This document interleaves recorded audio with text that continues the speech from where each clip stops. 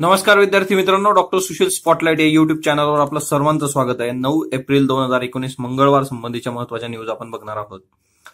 प्रत्येक विधानसभा मतदारसंघातील 5 केंद्रांवर मतपावत्यांची मोजणी करा। मतपावत्यांचे VVPAT voter verified paper audit trail याची 5 केंद्रांवर मोजणी करण्यासंबंधीचे आदेश सुप्रीम कोर्टाने निवडणूक आयोगाला दिलेले आहेत। याच्यामधून निवडणूक आयोगाची आणि निवडणूक प्रक्रियेची विश्वासार्हता आणि प्रामाणिकपणा अजून वाढेल असं सुप्रीम कोर्टाने स्पष्ट केलेलं आहे। चंद्रबाबू नायडू यांच्या नेतृत्वाखाली चंद्रबाबू नायडू आंध्र प्रदेशचे मुख्यमंत्री 21 विरोधी पक्षांनी आणि त्यांच्या नेत्यांनी किमान 50 व्हीव्हीपॅट पावत्यांची मोजणी करावी ही मागणी केली होती। पण याच्यासाठी इलेक्शन कमिशनने हे क्लिअर केलं होतं की याच्यासाठी खूप दिवस लागतील आणि ही खूप वेळ खाऊ प्रक्रिया आहे। पण तिच्यातही आता मधला मार्ग सुप्रीम कोर्टाने काढलाय की 5 केंद्रांवर मतपावत्यांची मोजणी झाली पाहिजे प्रत्येक मतदारसंघामध्ये। तर हे खूप महत्वाचं आहे। व्हीव्हीपॅटवर प्रश्न विचारला जाऊ शकतो, याचा फुल फॉर्म विचारला जाऊ शकतो, voter verified paper audit trail, हे लक्षात असू देत।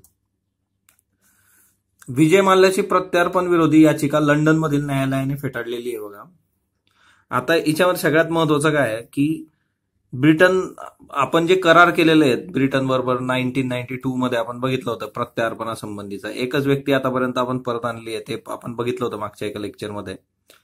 आता सगळ्यात महत्वाचं की ब्रिटन सरकारने माल्याच्या प्रत्यार्पणाची याचिका मान्य केलेली आहे, तिच्यावर त्यांनी सही केलेली आहे आणि त्याच्या विरोधात केलेल्या याचिका ही फेटाळण्यात आलेली आहे ब्रिटन मधल्या न्यायालयाने। हिच्यामध्ये आपल्यासाठी महत्वाचं काय आहे की विजय माल्या हा आर्थिक फरारी गुन्हेगार कायद्याअंतर्गत पहिला गुन्हेगार आहे डिक्लेअर केलेला।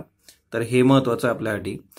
किती रुपयांचा तुम्ही घोटाळा केला तर तुम्हाला आर्थिक फरारी गुन्हेगारी कायदा लागू होतो किंवा त्याच्यामध्ये तुमच्यावर खटला भरला जाऊ शकतो। तर 100 कोटी लक्षात ठेवा आहे, ओके। आणि माल्याचा जो घोळ आहे तो कम्प्लिटली 9,000 कोटी एवढा आहे, तर हे पण एक लक्षात ठेवा। तर विजय माल्या पहिला आर्थिक फरारी गुन्हेगार आहे भारतातला।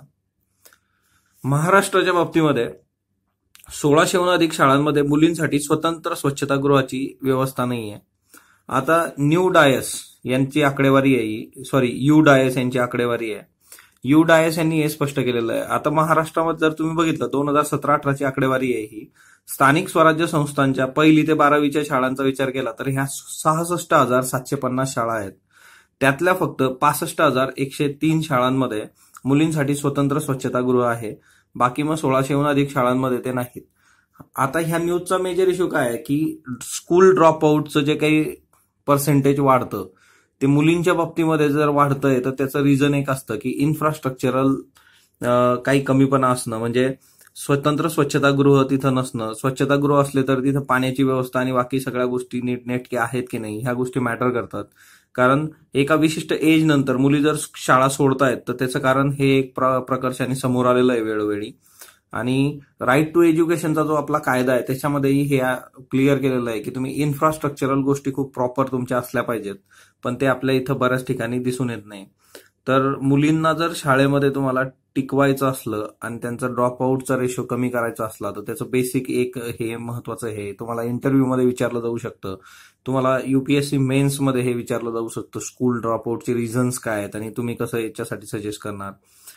मालदीवचं लोकशाहीकरण, मालदीव बद्दल आपण कालच बघितलं होतं बघा, मोहम्मद नशीद निवडून आलेले आहेत तिथं। तर मालदीव हा जो देश आहे हा एक तर भारताशी याचं फार जवळचं हे आहे। मी तुम्हाला काल विचारलं पण होतं लक्षद्वीप आणि मालदीवमध्ये किती डिग्री चॅनल जातं म्हणून, है ना। काही लोकांनी 10 म्हटलं, काही लोकांनी 9 म्हटलं, तुम्ही चेक केला असेल ते मी तुम्हाला दाखवतो। दुसरी महत्वाची गोष्ट की अब्दुल्ला यामीन, आता हे मोहम्मद नशीद आणि इब्राहिम सोली जे आहेत यांच्या विरोधी जे काही पार्टी आहे ती अब्दुल्ला यामीन यांचा पराभव झालेला आहे। हे हुकुमशाही प्रवृत्तीचे आहे आणि चीनच्या क्लोज असणारी व्यक्ती अब्दुल्ला यामीन, चीनचा मित्र आहे। इब्राहिम सोली, मोहम्मद नशीब हे जे मालदीवियन डेमोक्रेटिक पार्टी आहे हे लोकशाहीवादी लोक आहेत आणि भारताचं मित्र आहे, भारताशी जवळची लोक आहेत। आता पंतप्रधान आणि मंत्रिमंडळ जे आहे ते सत्ताधीश होऊन संसदेला उत्तरदायी असेल अशी परिस्थिती निर्माण झालेली आहे। 87 सदस्य असलेली यांची संसद आहे, याला मजलिस असं म्हटलं जातं। 2008 पासून मालदीवमध्ये अध्यक्षीय लोकशाही होती बघा। अध्यक्ष हा बहुतेकदा अघोषित हुकुमशाह बनून जातो आणि हे 2008 पासून बघायला मिळालेलं आहे, याचं उदाहरण म्हणजे अब्दुल्ला यामीन आहे। सार्क मधली भूमिका पण मालदीवची खूप महत्वाची ठरणार आहे। मी तुम्हाला मालदीवचं लोकेशन दाखवलं होतं, पण जर आपण विचार केला की अंदमान निकोबारच्या बाबतीत जर तुम्ही बघितल्या गोष्टी, तर अंदमान आणि निकोबारमध्ये हे लक्षात ठेवा, म्हणजे तुम्हाला लक्षात येईल. हा प्रश्न युपीएससीने एकदा विचारलेला आहे बघा. अंदमान निकोबारमध्ये 10 डिग्री चॅनल आहे बघा. ओके, सो हे एक महत्वाचं आहे. आपण अंदमान निकोबार निवांत बघू एकदा. आज आपल्याला जम्मू काश्मीर बघायचं आज.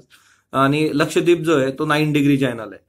एक कमेंट होती बघा की प्रश्न कसे विचारले जातात, तर मी जे दाखवतोय तेच प्रश्न असतात की 10 डिग्री चॅनल्स कुठं असतं, किंवा अंदमान निकोबारमध्ये खालीलपैकी कुठलं चॅनल तुम्हाला दिसतं बाबा, तर 10 डिग्री, 9 डिग्री, आणि याच्या खाली इकडे मालदीव्स आहे ते 8 डिग्री आहे.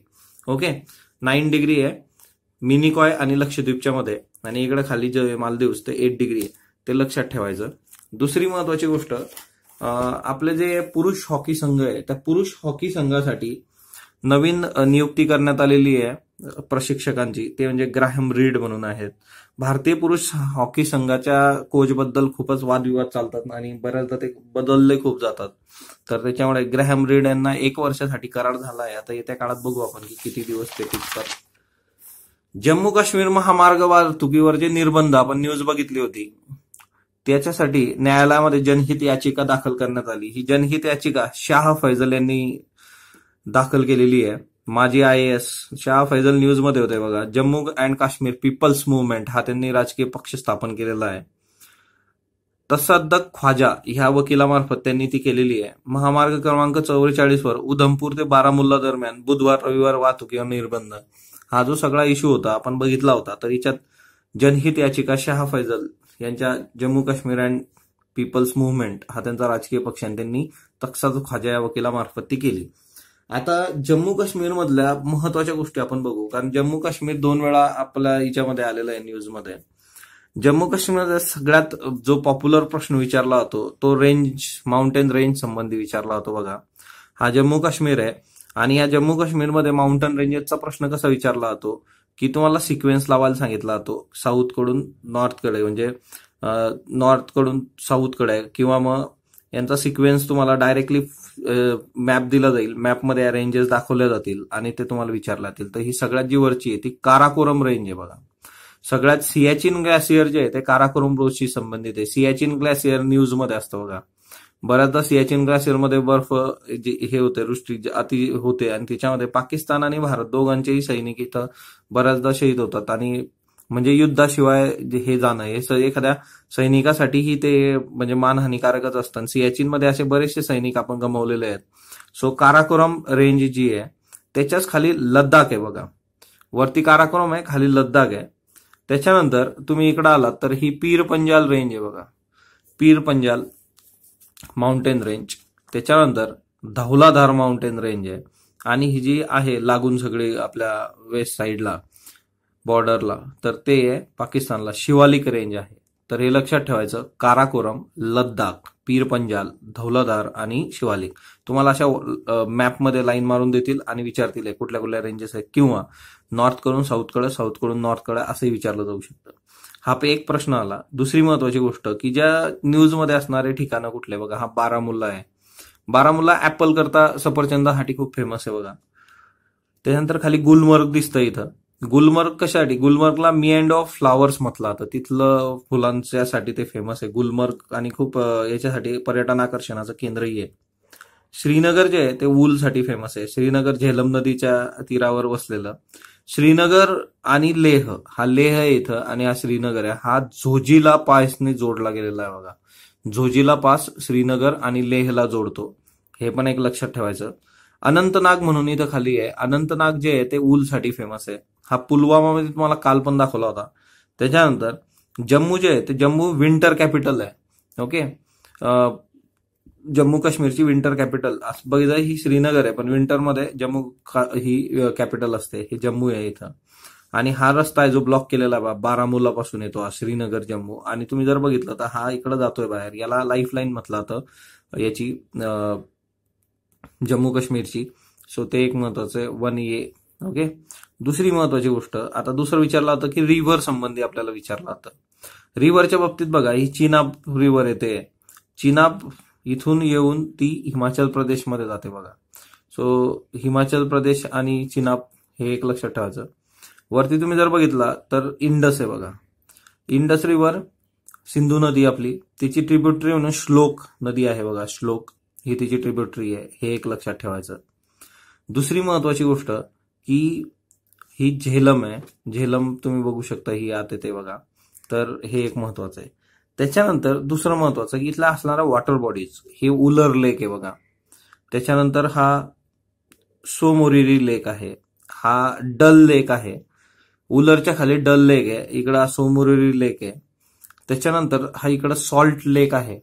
उलर लेकचं काय वैशिष्ट्य आहे ते तुम्ही मला कमेंट बॉक्समध्ये सांगा बघा. म्हणजे तुमच्या बाजूने पण थोड्या गोष्टी झाल्या तर ते 2 वे कम्युनिकेशननी प्रॉपर होतं. त्याच्यानंतर नंगा पर्वत, नंगा माउंटेन्स हे इथं बघू शकता तुम्ही.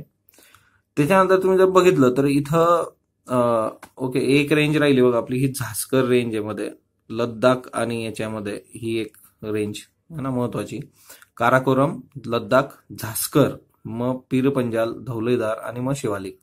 दुसरी महत्वाची गोष्ट की पासेस खूप महत्वाचे आहेत इथं.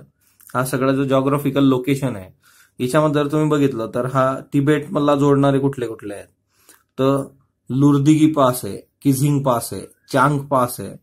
त्यानंतर ही वॉटर बॉडी सो पॅनगॉंग लेक, आता तिबेट आणि भारत असा दोघीकडे पसरलेला आहे बघा. म्हणजे वॉटर बॉडीज मध्ये उलर लेक, डल लेक, सो मोरिरी लेक आणि सो पॅनगॉंग लेक आणि इथं सॉल्ट लेक.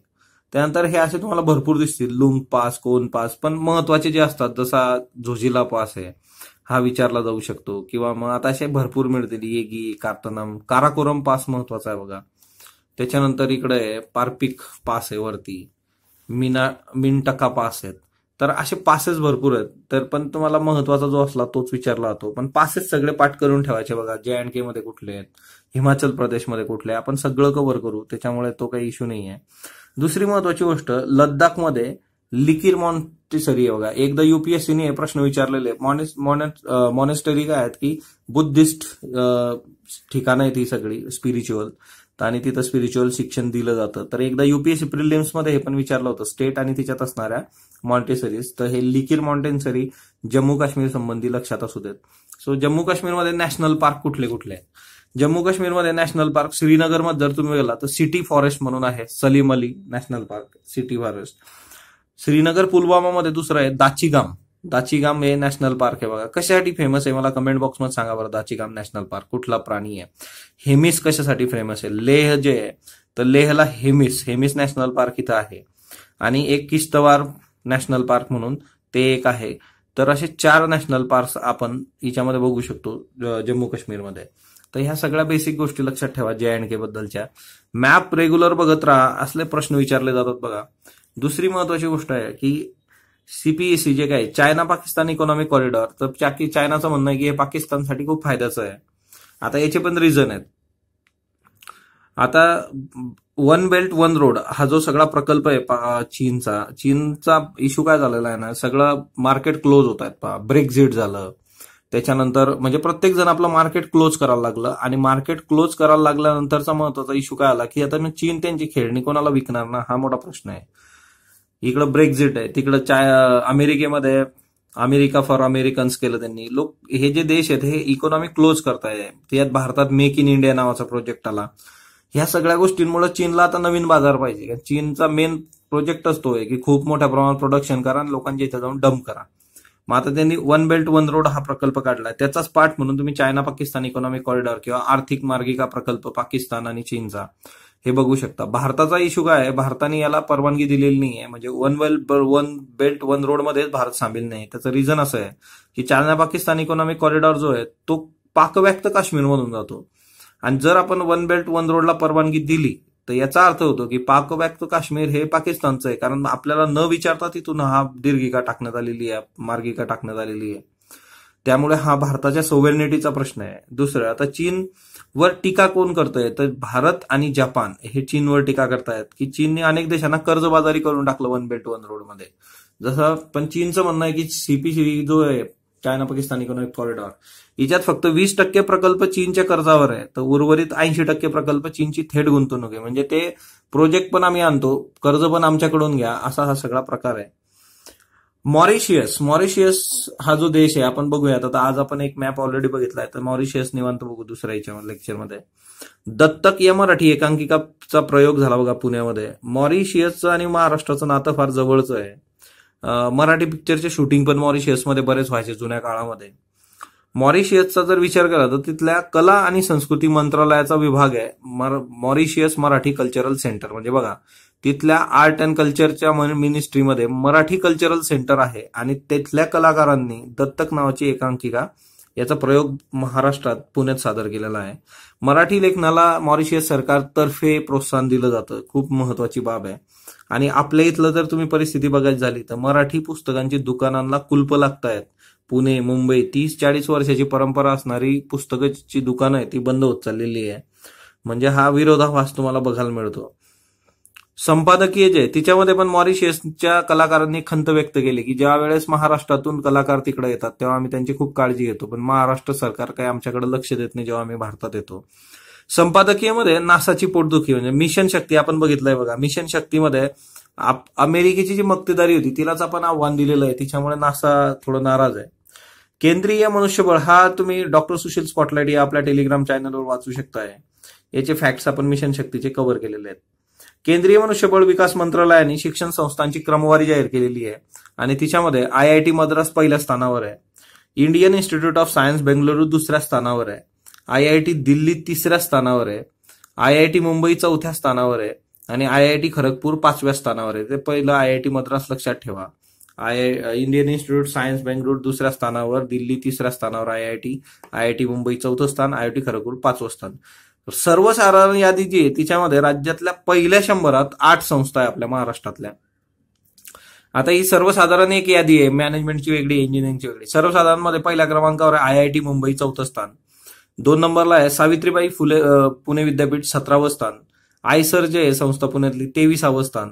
Doctor DY Patil deemed university 17वं स्थान. सिम्बॉयसिस डीम्ड युनिव्हर्सिटी जी आहे तिचं स्थान आहे 82वं. DY Patil 70, Symbiosis 82. भारतीय विद्यापीठ डीम्ड युनिव्हर्सिटी 88. शासकीय अभियांत्रिकी महाविद्यालय पुणे 91 आणि वर्धा दत्ता मेघे इन्स्टिट्यूट 92. तर ह्या 8 आहेत. हे एवढं तुम्हाला नाही विचारलं जाणार, ह्या महत्वाच्या पहिल्या लक्षात ठेवा. IIT बॉम्बे दिल्यात 1 नंबरवर भारतातून. सो स्पॉटलाइटला तुम्ही जो प्रतिसाद देतात त्याबद्दल मी आपला आभारी आहे. स्पॉटलाइटला लाईक करा, शेअर करा, सबस्क्राईब करा. धन्यवाद विद्यार्थी मित्रांनो.